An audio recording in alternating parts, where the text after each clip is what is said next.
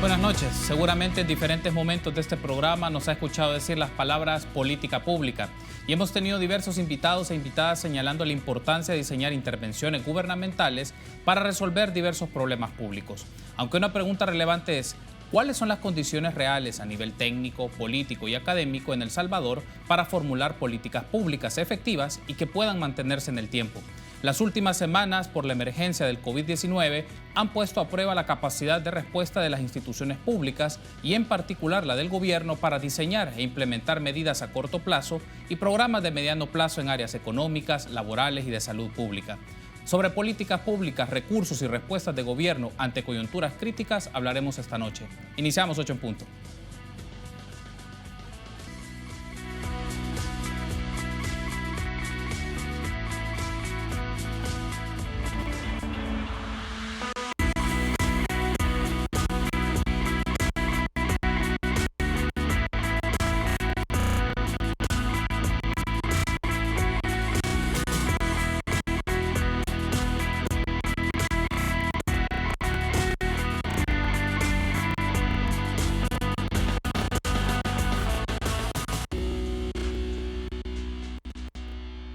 ¿Qué tal? Muy buenas noches, qué gusto que nos acompañen en una nueva emisión de 8 en punto. Les saluda Carlos Monterrosa. En esta ocasión vamos a hablar de las políticas públicas, un análisis de estos tipos de programas, proyectos y acciones gubernamentales y cuál es su relevancia para la sociedad salvadoreña. Y es un gusto para mí recibir en este set a Carlos Argueta, economista e investigador de Fundaungo, que nos acompaña en el set de Canal 33, pero también saludamos cordialmente vía Skype a José Marinero, abogado y especialista en políticas públicas. Buenas noches, José, gracias por tomar la invitación y acompañarnos. Buenas noches, Carlos.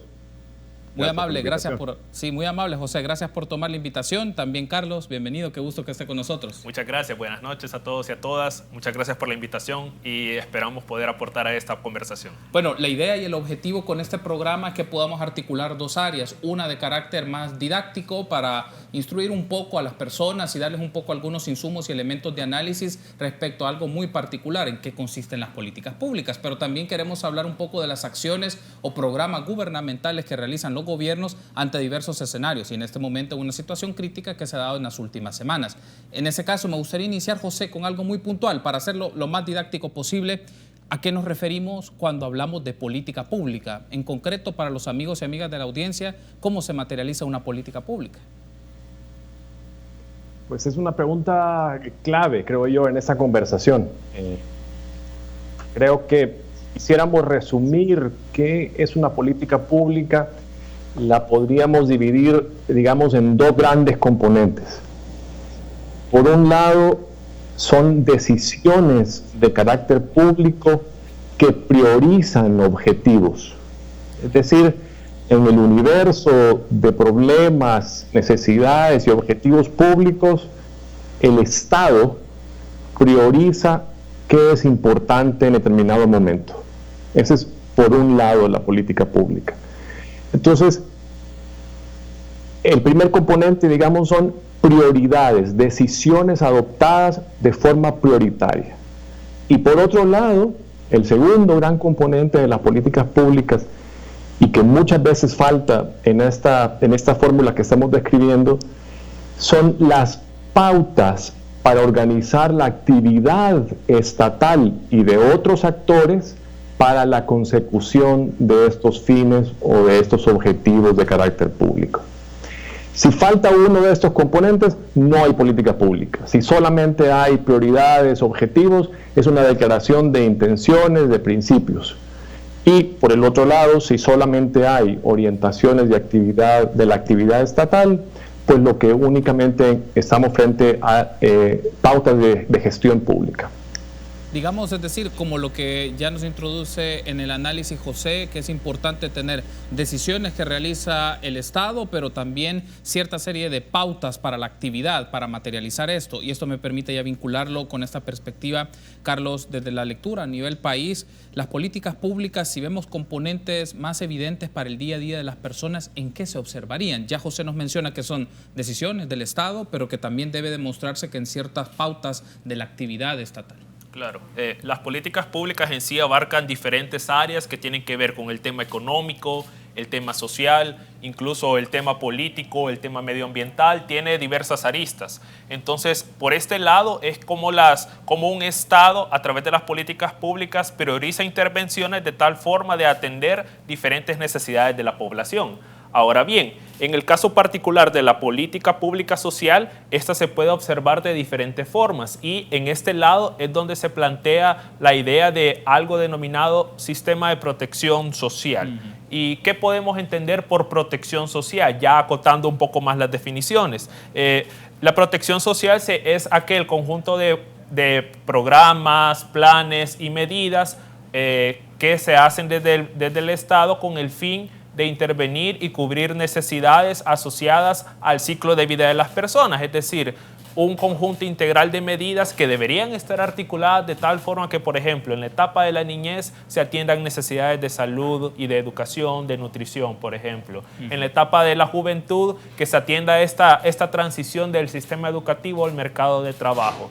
En la etapa laboral activa, que ofrezca esquemas y regímenes de seguridad social que tienen que ver con la salud, con el régimen de maternidad, con riesgos profesionales, con los sistemas de pensiones, y en la etapa de la vejez, que está anclado nuevamente con el tema de salud y el tema previsional, en el sentido de sustituir esos ingresos que las personas dejan de percibir por el hecho de haberse retirado y de alguna forma ver las necesidades cubiertas a través de una pensión o de algún esquema de salud. Entonces, en ese sentido, hay que ver el tema de las políticas públicas, al menos desde la política social, con un enfoque de derechos humanos, en donde prácticamente el Estado tiene que responder ante las diversas necesidades que tiene la población como derecho económico y derecho social adquirido. Hay un asunto aquí de la mención que también nos hace Carlos, José, para seguir interactuando sobre esto, son las áreas de actividad del Estado. José nos refería, Carlos, más bien al tema del sistema de protección social. Todas estas diversas áreas o unidades que tienen que ver con la protección social o los sistemas de protección social. Te consulto, José, de manera más particular, ¿en qué áreas o actividades, por la lógica que tiene nuestro Estado, el Estado salvadoreño, cuáles son como sus áreas de prioridad de las cuales hay que observar? Es decir, ¿hay áreas de intervención de la actividad gubernamental y cuáles otras áreas pues no están mediadas por el trabajo gubernamental? Bueno, eso es una decisión, Carlos, que hace cada Estado, en qué áreas de la actividad social se involucra y en qué áreas de la actividad social, digamos, dedica sus energías. Y quizás vuelvo a la definición inicial de políticas públicas, a la definición inicial que son decisiones priorizadas. Es decir, de toda la problemática que enfrenta la sociedad, en qué áreas voy a priorizar mis esfuerzos, dónde voy a colocar mi inversión pública, dónde voy a colocar a mis instituciones a trabajar para resolver esos problemas que afectan a los salvadoreños. Entonces, bueno, hay una serie de definiciones y de clasificaciones de políticas públicas, pero digamos que en general, ya un área la ha tratado antes Carlos, tu tocayo, pero también el otro gran área de intervención de la actividad pública es la economía, es decir, cómo se activan a los agentes económicos en una determinada sociedad, ya sea con la facilitación o el impulso del Estado o con mayor o menor intervención según sea el caso. Pero también las hay en otras áreas. Las políticas públicas también aparecen, por ejemplo, en áreas insospechadas, a lo mejor para la mayoría, como puede ser políticas públicas judiciales. Cómo se enfrenta, por ejemplo, la problemática de acceso a la justicia en un determinado Estado. Entonces, claro que el Estado también debe, en su dimensión judicial, en su dimensión jurisdiccional, pensar en cuáles van a ser sus políticas para llevar la justicia más cerca del ciudadano, para facilitar y reducir las barreras de acceso a la justicia, por ejemplo. Las hay también políticas que promueven determinadas áreas de la actividad social, como pueden ser, por ejemplo, las políticas culturales, donde el Estado puede tener un rol de facilitación, puede ser un rol de no intervención, puede ser un rol a lo mejor de promoción de la innovación ciudadana o privada. Es decir, el abanico de las políticas públicas, creo yo, tiene que ver en determinado momento con las prioridades que cada Estado va adoptando. Eso, por supuesto, Carlos, tiene que ver con los recursos que estén disponibles y con lo que en ese momento es importante para la ciudadanía resolver. Hay un asunto que quiero desarrollar acá, Carlos, ya con esta idea que también José nos ha mencionado, un tema de prioridades. En el campo del área que investiga Fundaungo, en el campo de los sistemas de protección social o las áreas de políticas sociales, ¿cuáles han identificado ustedes, a pesar del paréntesis que se ha generado por esta circunstancia de la emergencia por el COVID-19, pero al ver este gobierno, ¿cuáles han identificado ustedes como las prioridades en el campo social? En general creo que es importante remontarnos a en qué momentos la política, o más bien la protección social, va tomando mayor relevancia en el campo de lo público.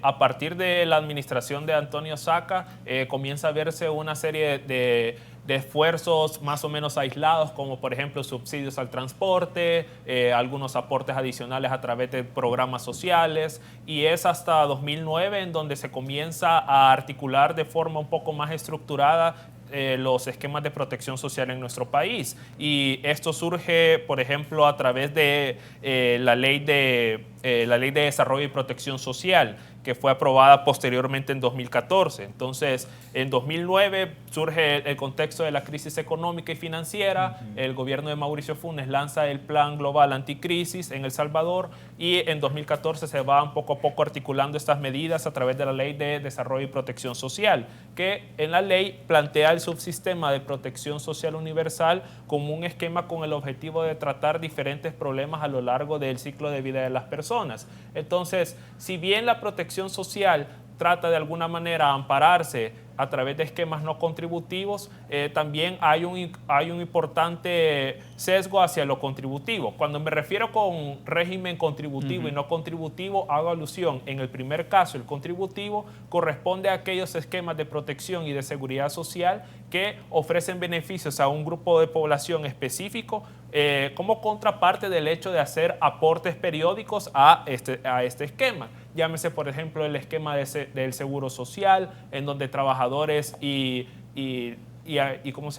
empleadores hacen aportes mensuales para poder acceder al servicio de salud. Igual en el caso de los sistemas de pensiones funciona de forma similar, pero hay esquemas no contributivos que tienen que ver con la política social en cuanto a identificar grupos vulnerables y ofrecer algún servicio en donde de alguna forma hay una desventaja social de estas personas, no tienen la capacidad para hacer algún aporte contributivo, ya sea monetario o en especie, y por eso es que el sistema de protección social está ahí, para nivelar o atenuar o mitigar algunas desigualdades sociales que puede existir. Entonces, en ese sentido, se ha observado una importante concentración en el hecho de grupos particulares, como por ejemplo en el caso de la pensión básica universal, que se concentra en la población adulta mayor. Sin embargo, es importante mencionar que la cobertura de este esquema es bastante restringida, solamente ofrece protección aproximadamente al 3% de la población adulta mayor del país. Eso también de alguna forma nos hace ver cuáles son los retos y desafíos que enfrentan nuestros esquemas de protección social en cuanto a financiamiento, en cuanto a identificación de población objetivo.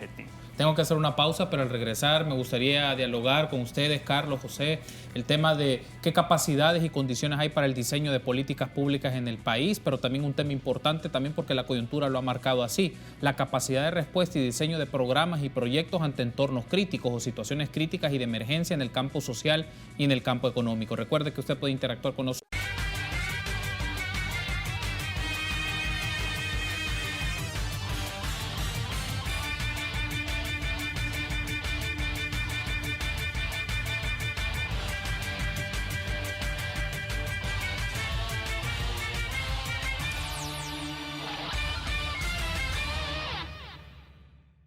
Estamos en emergencia nacional ante el brote global de COVID-19. Te pedimos que cumplas todas las medidas giradas por las autoridades. Lava constantemente tus manos con abundante agua y jabón. Quédate en casa y evita exponerte a aglomeraciones. y ante personas con síntomas de gripe, fiebre o tos. Cuida y protege a los adultos mayores a tu alrededor. Como salvadoreños debemos permanecer unidos. Con fe, esperanza y mucha confianza. Sigue las indicaciones del Ministerio de Salud y autoridades gubernamentales. Y evita compartir información de dudosa procedencia. Los salvadoreños hemos demostrado que en unidad tenemos la fuerza para salir adelante. Quédate en casa.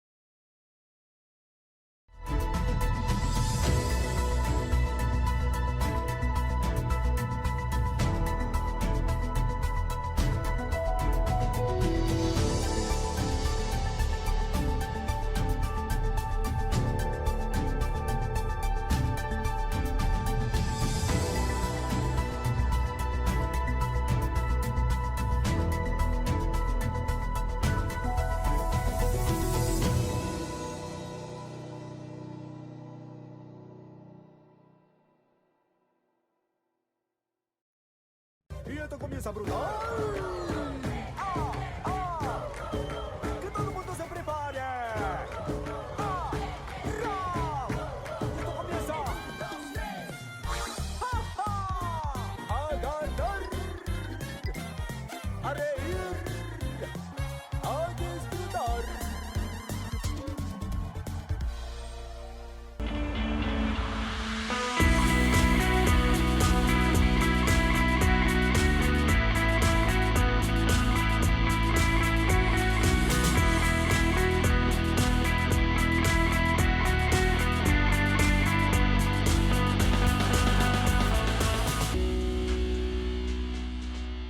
Gracias por ser junto a nosotros en 8 en Punto. Esta ocasión estamos hablando del análisis de políticas públicas y su relevancia para la sociedad salvadoreña. En el set está conmigo Carlos Argueta, economista e investigador de Fundaungo, y vía Skype tenemos el enlace con José Marinero, abogado y especialista en políticas públicas. José, hay un aspecto aquí que es relevante. Desde tu lectura y en el análisis de las políticas públicas para el caso de El Salvador, ¿hay condiciones y capacidad para diseñar políticas públicas? Me refiero, ¿hay las suficientes herramientas que se disponen para que los gobiernos puedan diseñar políticas públicas efectivas, es decir, aquellas que tengan unas decisiones y que sean prioritarias, pero también que muestren la actividad del gobierno? Es definitivamente la pregunta del momento en materia de políticas públicas.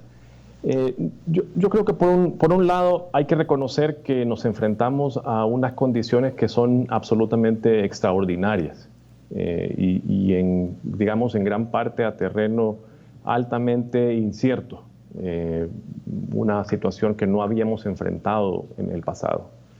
Pero además de eso, y además de reconocer el enorme esfuerzo que están haciendo cientos o miles de servidores públicos que están enfrentándose en este momento a la pandemia, yo creo que precisamente aquí se destaca la importancia de contar con políticas públicas.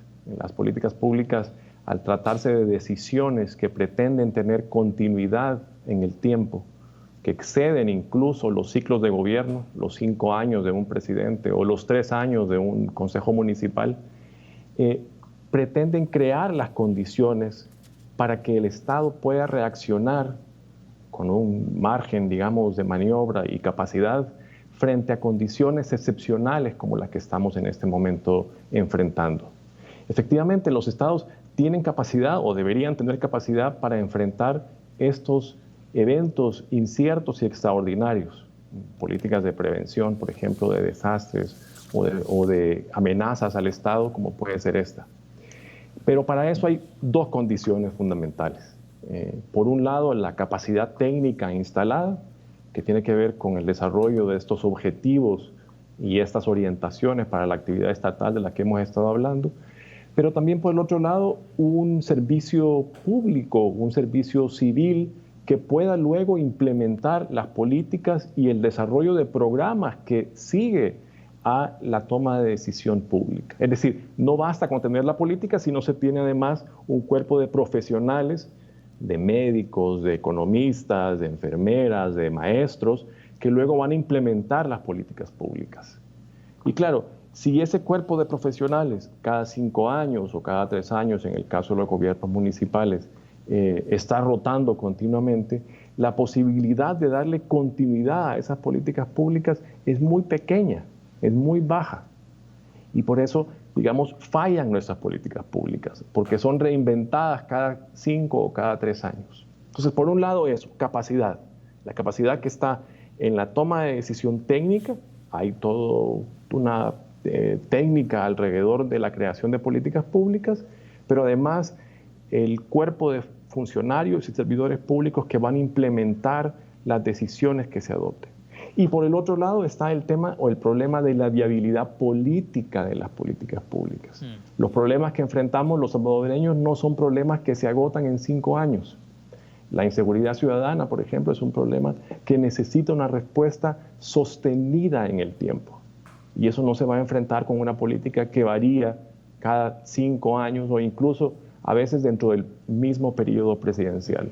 Necesita unas respuestas que trasciendan ese periodo presidencial y eso requiere una especie de consenso social, político, para asegurarse que esas decisiones, esas prioridades se sostengan en el tiempo. Ha mencionado, José, 2 aspectos fundamentales, que era parte de la idea que también quiero desarrollar en este segmento: el componente político, la búsqueda de consensos y construcción de consensos para las decisiones que tomarán las instituciones gubernamentales, pero también el componente técnico e implementador, es decir, la gente que va a estar desarrollando una serie de programas. Me quiero quedar de momento en el componente más técnico, ya hablaremos del componente político, Carlos, pero en estas circunstancias, por la emergencia que ha generado COVID-19, las reacciones del gobierno, también se han escuchado propuestas de una variedad en diferentes campos económicos, de salud, pero en el tema también previsional. Por ejemplo, algunos mencionan de utilizar el fondo de pensiones ante la emergencia. Y la pregunta es, por ejemplo, y lo conecto con lo técnico, ¿qué tipo de sustento técnico puede dar paso a esa serie de propuestas? O más bien, ¿qué tanto el componente técnico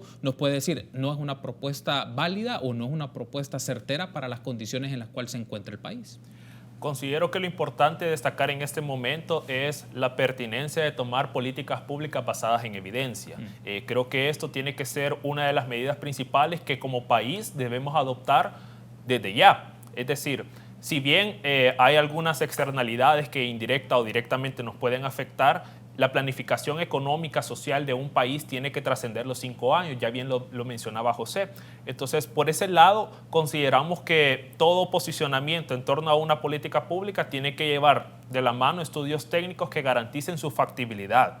Por ejemplo, para evaluar alguna política de protección social, yo quiero mencionar algunos elementos que deberíamos tomar en cuenta. En primer lugar, si se tratan de intervenciones claras, factibles y de alguna manera priorizadas. Es decir, si responden a necesidades de la población o de grupos particulares más vulnerables.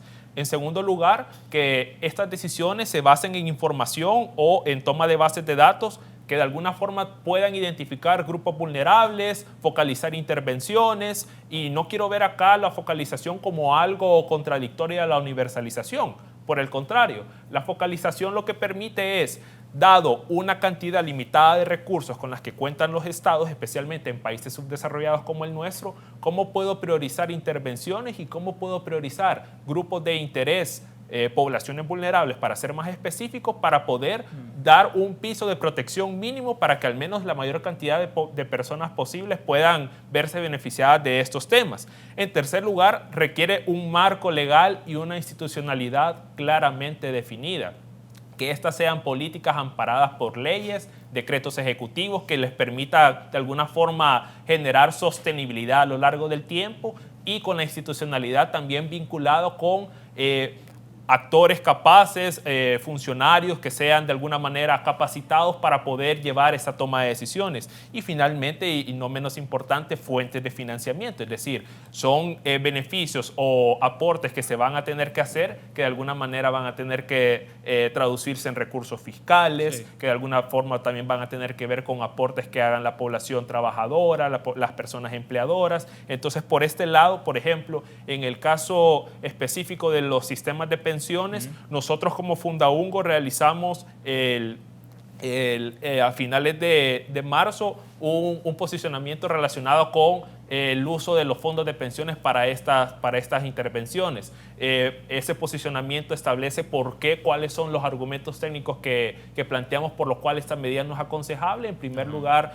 va en contra de los principios de la seguridad social, que ve los ahorros previsionales como un ahorro para la etapa de la vejez. Segundo, un argumento más financiero que tiene que ver, no existe liquidez o la disponibilidad de los fondos. Solo el 2.7 de estos fondos están de forma líquida, el resto están invertidos en instrumentos financieros generando una tasa de interés. Y finalmente son medidas que no están focalizadas para grupos vulnerables, sino que estamos hablando de personas que de alguna forma cuentan con protección social contributiva. ¿Y qué hay de este importante grupo de trabajadores en la informalidad? Claro, ¿qué medidas se han ofrecido para ellos y qué medidas claras se han ofrecido para estos grupos? Es decir, Carlos, que esta serie de propuestas no son propuestas ni sostenibles, sino que pueden resultar hasta contraproducentes, porque a veces se menciona en el argot político diferentes medidas, pero el tema es, y antes de irme a la pausa, es ¿cuáles son como los ingredientes básicos para que en el campo de los políticos, funcionarios, particularmente legisladores, diputados y diputadas, ofrezcan propuestas sostenibles? Es decir, ¿qué necesitan, qué ingredientes necesitan para que sus propuestas sean válidas o qué deben de considerar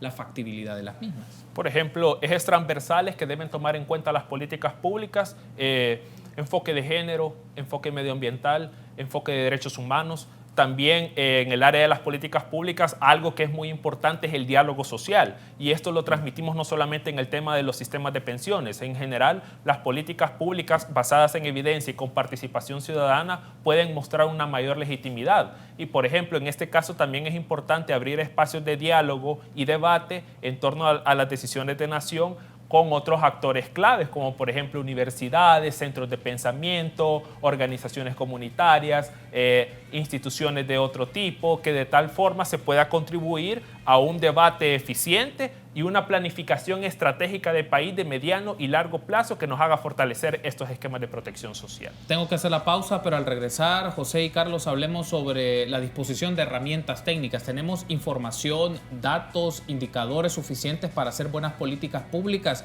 particularmente la emergencia en la que estamos en el campo de salud pública, en el campo económico, en el trabajo a las MIPYMES específicamente? ¿Tenemos esas herramientas? Y también el tema del consenso político entre los distintos actores sociales. Una pausa, regresamos.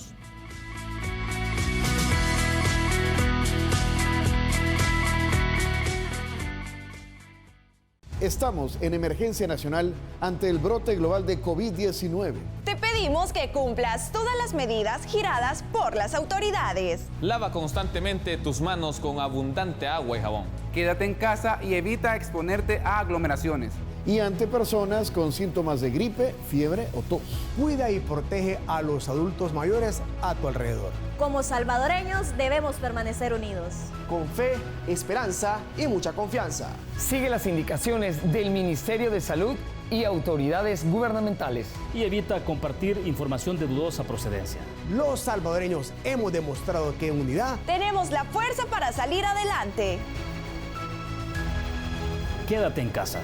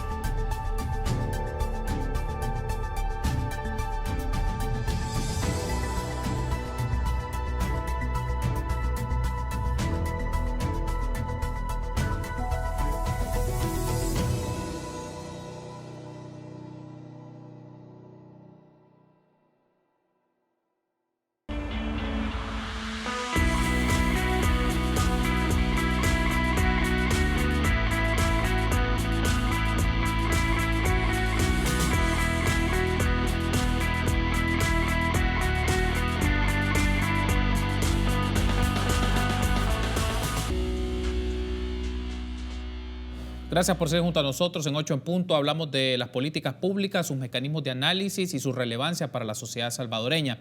Retomando el enlace contigo, José, hablábamos en el segmento anterior con Carlos y cerrábamos sobre este tema del componente más técnico dentro del análisis de las políticas públicas. La pregunta es aquí, ¿se necesita evidencia? ¿Se necesitan herramientas para obtener información? Te consulto, por el seguimiento del trabajo del gobierno o por tu área de especialización es ¿qué tipo de información tenemos? Es decir, ¿tenemos la suficiente información para que los gobernantes, en este caso el presidente, sus ministros, diputados, magistrados, en el caso que sea pertinente, tienen los insumos suficientes o la evidencia suficiente para tomar buenas decisiones y que sean decisiones priorizadas, pero que también sean constantes en el tiempo?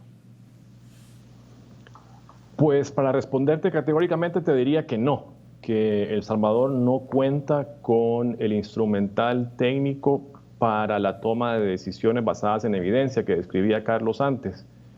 Quizás de todos es conocido que el último censo poblacional en El Salvador data de 2007 y la última revisión, digamos, de estimaciones y proyecciones desde 2014, que incluso eso te describe cómo en términos de demográficos, de información demográfica de quiénes somos los salvadoreños, dónde estamos, qué características tenemos, incluso en eso nos falta información. Y en eso creo que hay cierto grado de razón en que hace falta información, más evidencia para precisamente diseñar políticas públicas y focalizar las intervenciones. Pero además de eso es que el Estado no cuenta con una unidad, vamos a llamarlo de esa manera, una estructura de planificación de las políticas públicas de alcance transversal. Creo que cada uno de los ramos de la administración pública tiene la capacidad instalada en mayor o menor grado de diseño, de articulación de políticas públicas sectoriales, puntuales y posiblemente de duración limitada al gobierno del que se trate. Eso es, digamos, sobre la base de la experiencia de los últimos años, eso es lo que he logrado observar. Hay efectivamente en algunos ministerios, en algunas instituciones, capacidad instalada de diseño de políticas sectoriales. Escasísima capacidad de articulación con otras políticas públicas. Escasísima capacidad de coordinación con otras instituciones para construir de forma conjunta políticas públicas que trasciendan el nicho, el espacio propio del mandato de esa institución o de ese ministerio. Y yo creo que esa es una falta gravísima que tiene nuestro Estado, la capacidad de nuestro Estado de construir, de pensar en su futuro, de pensar más allá de los 5 años y construir, por ejemplo, respuestas estructuradas, basadas en evidencia, a supuestos como los que estamos enfrentando. Hay otros estados que han enfrentado con mayor o menor éxito esta crisis sobre la base de políticas que anticipaban eventos extraordinarios como este. Es decir, yo creo que un ejemplo muy ilustrativo en El Salvador de esta falta de capacidad de previsión es cómo cada año nos sorprendemos de las tragedias que traen las lluvias de la temporada lluviosa en El Salvador. ¿Cómo es posible que, sabiendo que cada año van a haber posiblemente desbordamientos de ríos, exceso de lluvias, cultivos afectados, no tengamos desde hace años la capacidad instalada en términos de políticas públicas y de respuesta estatal para enfrentar estos eventos que han dejado incluso de ser extraordinarios?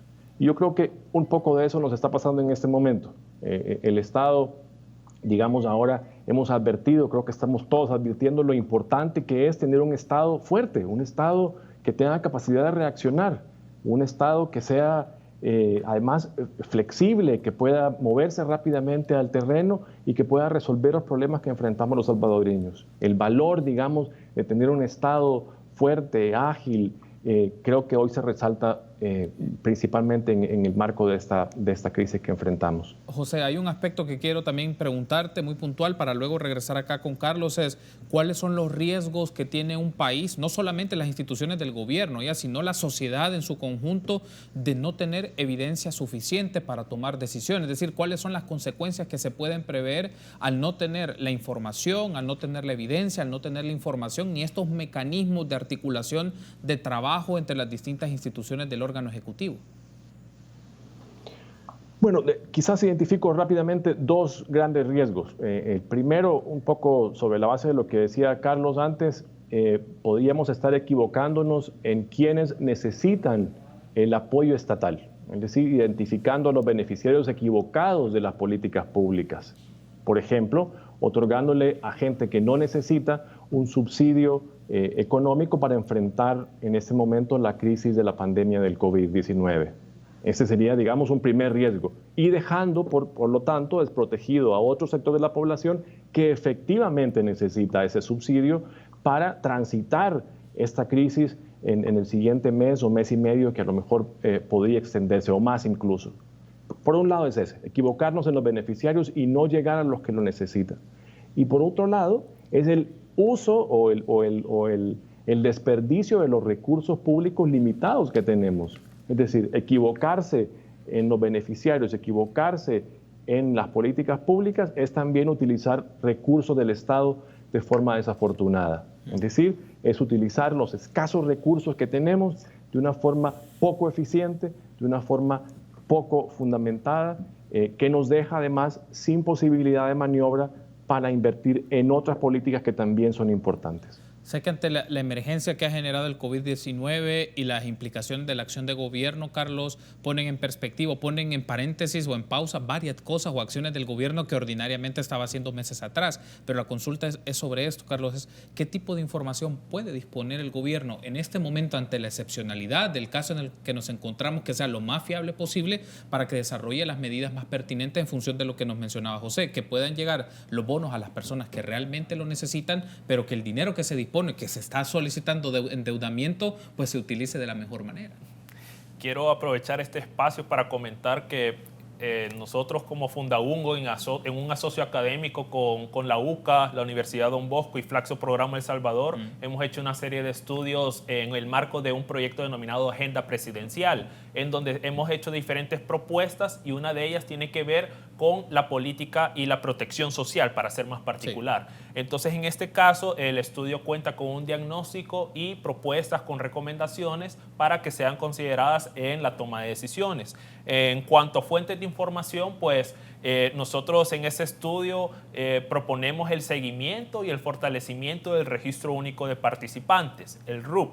¿En qué consiste esto? Esta es una información sistematizada que tiene el objetivo de organizar y reportar a todas las personas que son beneficiadas de alguno de los programas sociales que actualmente o que históricamente han tenido los gobiernos. Programas de transferencia. Programas de transferencia, programas de protección social. Entonces, ante la eliminación de la Secretaría Técnica de Planificación de la Presidencia, desconocemos en este momento qué seguimiento se le ha dado a este Registro Único de Participantes. Es importante porque de alguna forma este registro propone un índice de priorización en donde la idea es que se puedan identificar grupos vulnerables para poder hacer apoyos en caso, por ejemplo, de medidas o de situaciones como este tipo.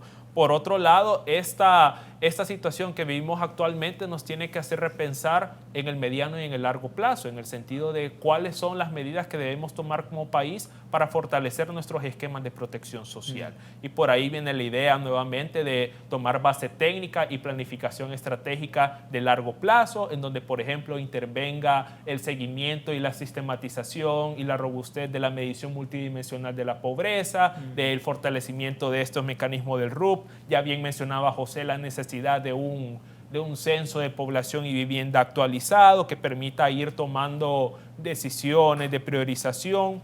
Hay otros elementos que también más académicos, como por ejemplo el seguimiento de la encuesta longitudinal de protección social, que era la idea de dar un seguimiento sistemático para dar información sobre los posibles impactos y beneficios de los programas sociales.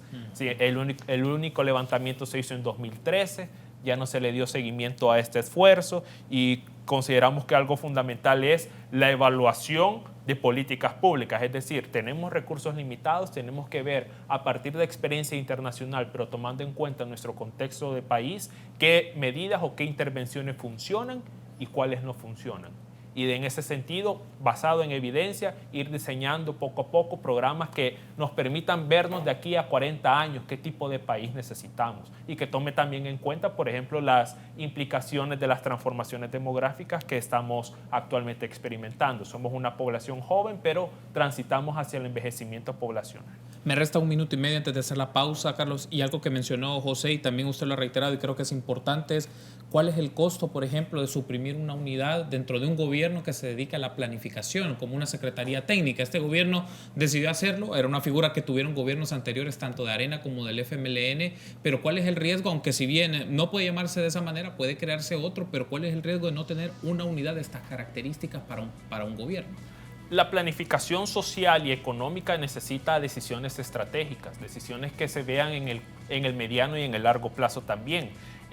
La ley, por ejemplo, la Ley de Desarrollo y Protección Social establece que los gobiernos dentro de los primeros 6 meses tienen que lanzar su plan social, es decir, qué conjunto de medidas van a tomar en el próximo quinquenio. Por este lado, tenemos que esperar cuál va a ser el plan social, es decir, que nos va a dar luces de cuáles van a ser las áreas de intervención y los puntos de interés de este gobierno para poder evaluar oportunamente la pertinencia o no de las medidas que se vayan a planificar en los próximos 5 años. Pero independientemente de eso, se requiere una articulación interinstitucional para también eventualmente ir formando un sistema de protección social fortalecido. Tengo que hacer una pausa y al regresar en el último segmento hablemos un poco de cómo se construyen consensos políticos, es decir, quiénes participan en el diseño, implementación y evaluación de políticas públicas ante escenarios críticos, pero también en la regularidad del trabajo de los gobiernos. Regresamos.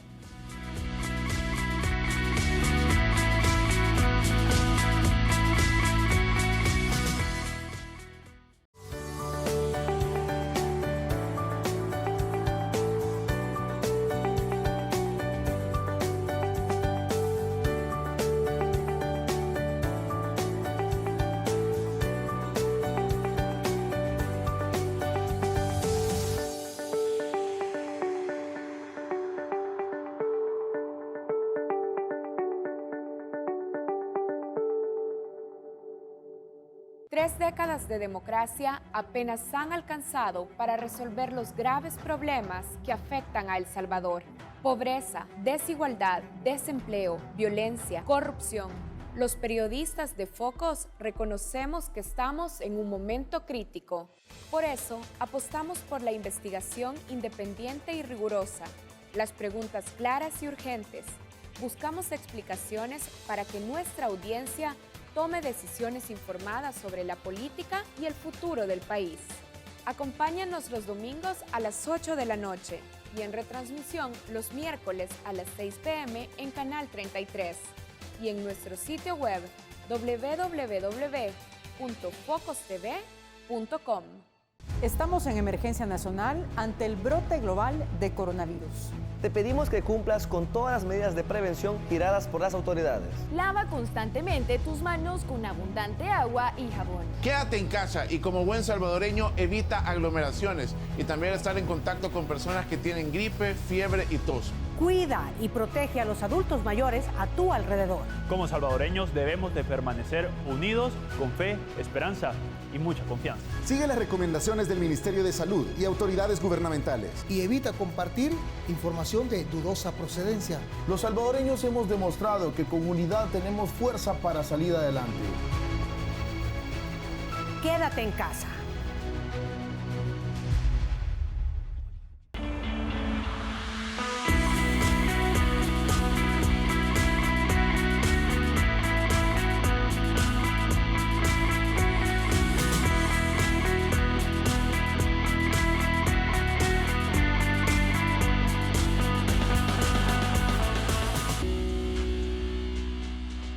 Gracias por seguir junto a nosotros en 8 en Punto. En este programa especial estamos haciendo un análisis de las políticas públicas, cuál es su relevancia para la sociedad salvadoreña, pero cuáles son los componentes claves para la práctica y la acción del gobierno. En el set está con nosotros Carlos Argueta, economista e investigador de Fundaungo, y vía Skype estamos haciendo un enlace con José Marinero, abogado y especialista en políticas públicas. En el segmento anterior, José, estábamos hablando de los componentes técnicos. Se necesita una serie de bases de datos, evidencia e información para tomar las mejores decisiones posibles con el dinero que se dispone. Pero otro de los temas claves es la construcción de consensos sociales y políticos. Desde tu lectura, ¿quiénes deben de participar en esos consensos políticos? ¿Solamente son el gobierno, el ejecutivo con el legislativo, o en este abanico hay otros más? Pues solamente regálame 10 segundos para decir que estoy completamente de acuerdo con Carlos en términos de lo desafortunado que es el desmontaje de la capacidad del Estado de planificar más allá de los 5 años. Llámese como se llame, Secretaría Técnica o como se le quiera llamar, yo creo que ya hay un consenso internacional bastante asentado desde hace muchísimo tiempo de que los estados no pueden seguir funcionando sin una especie de planificación. Y antes podría haber sido a lo mejor una mala palabra pensar en planificación centralizada. Esa no es la planificación de la que estamos hablando, sino una planificación que le permita al Estado verse y ver a la sociedad más allá del periodo presidencial. Pensar, proyectarse, por ejemplo, qué tipo de políticas educativas, qué tipo de políticas de salud quiere tener dentro de 15, dentro de 30 años.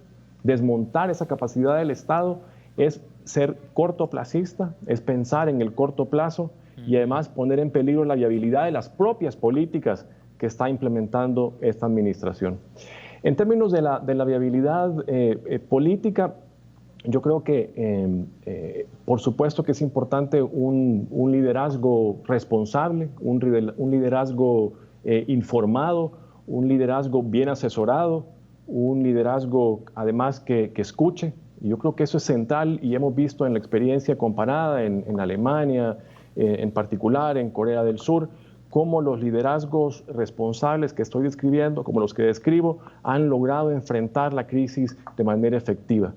Pero además hace falta que esa decisión de un liderazgo responsable, sobre todo en el marco de una crisis como esta, se revista de cierto pluralismo político, y por eso hace falta que las decisiones más importantes que se adopten en el marco de esta crisis también cuenten con la participación de las fuerzas políticas que representan el espectro en El Salvador, que representan el espectro político en El Salvador.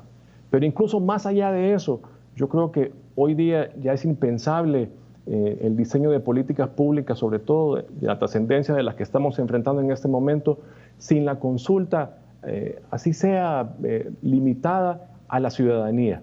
La participación ciudadana en estos instantes, en estos momentos, en este contexto puede ser muy importante. Y no significa, la participación no quiere decir que en este momento vamos a abrir a la consulta general cómo debe diseñarse la política pública que estamos enfrentando. Pero sí pueden elegirse actores clave de la población, como la academia, por ejemplo, para que la academia, los gremios profesionales, para que estos puedan llevar sus insumos al diseño de las políticas públicas con las que estamos intentando enfrentar la crisis. Yo creo que un principio de gobierno en las democracias contemporáneas es aceptar que los estados, que los gobiernos no tienen toda la verdad, y al no tenerla necesitan tener oídos y un poco de humildad para escuchar a otros sectores de la población.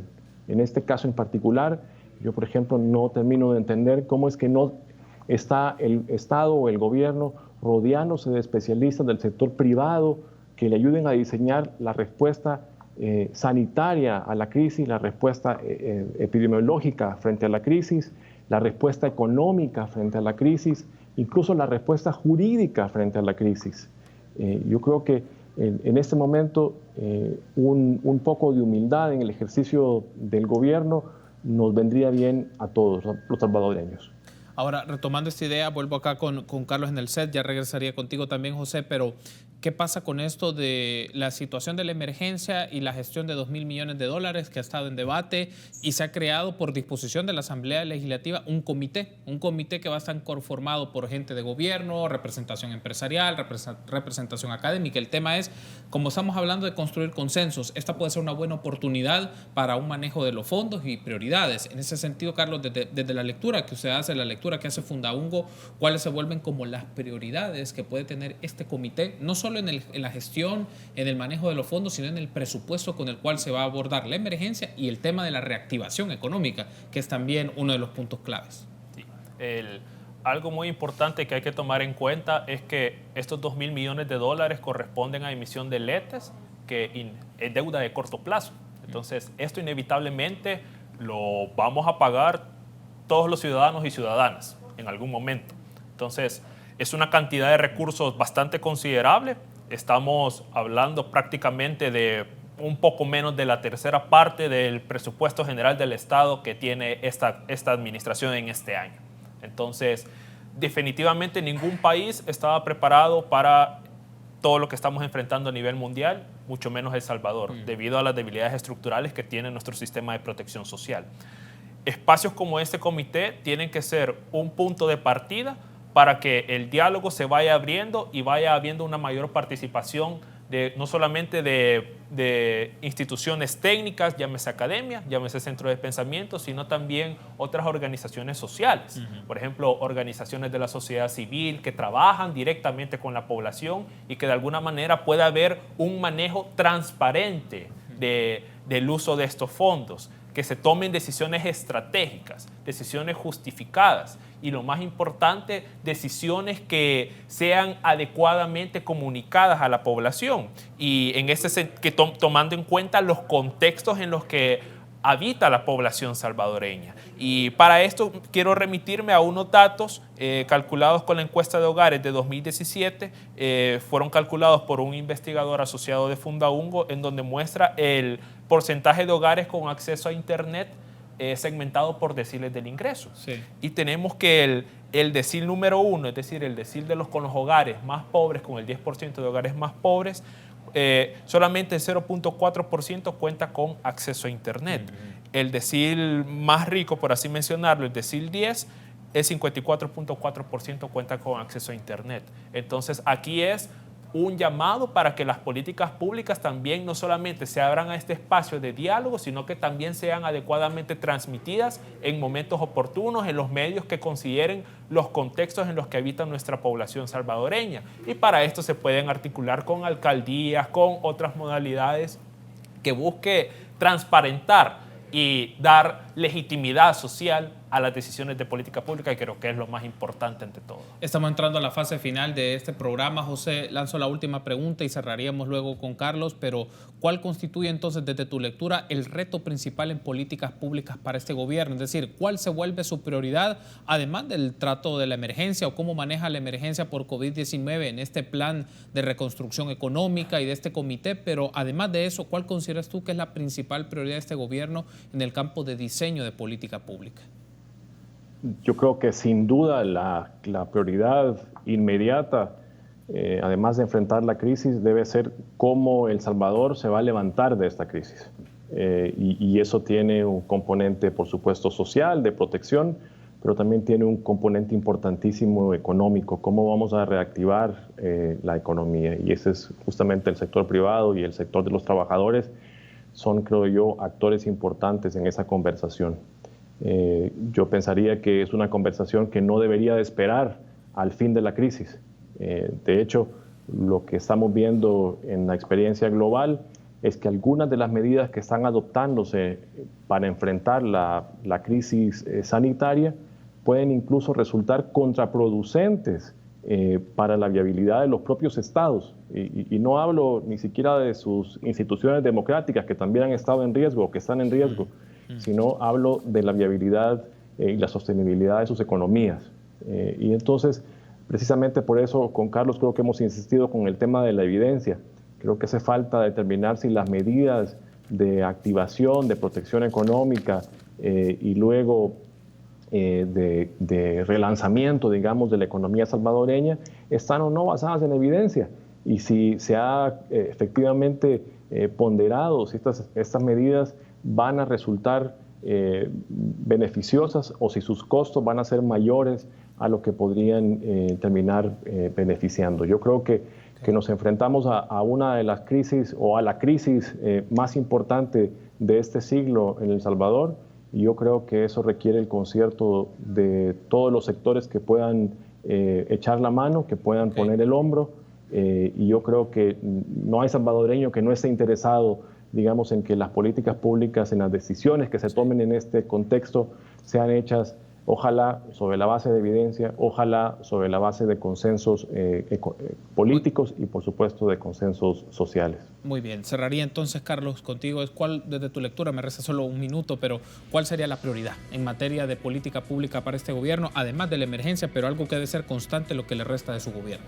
Definitivamente el fortalecimiento de políticas públicas basadas en evidencia. Debemos transitar hacia eso. Eso tiene que ver, por ejemplo, con presupuestos basados en resultados, toma de decisiones participativas, diálogo social, y que de alguna manera el Estado es quien debe coordinar estas labores, porque al final es el Estado quien por mandato constitucional debe velar por los grupos poblacionales más vulnerables especialmente. Todos y todas los salvadoreños nos hemos visto afectados por esta crisis, pero especialmente atender a esta población vulnerable que posiblemente ha sido excluida históricamente de este tipo de beneficios estatales. Quiero darle las gracias por haberme acompañado, Carlos. Ha sido un gusto. Gracias por haber estado con nosotros y darnos su lectura y análisis de las políticas públicas. Muchas gracias por la invitación y siempre estamos dispuestos a aportar en este tipo de conversaciones. Gracias, muy amable también. José, quiero darte las gracias por habernos acompañado vía Skype y darnos tu lectura de políticas públicas. Vamos a hacer con más frecuencia estos conversatorios y estas lecturas en función de los sucesos que se den en el país. Gracias, José.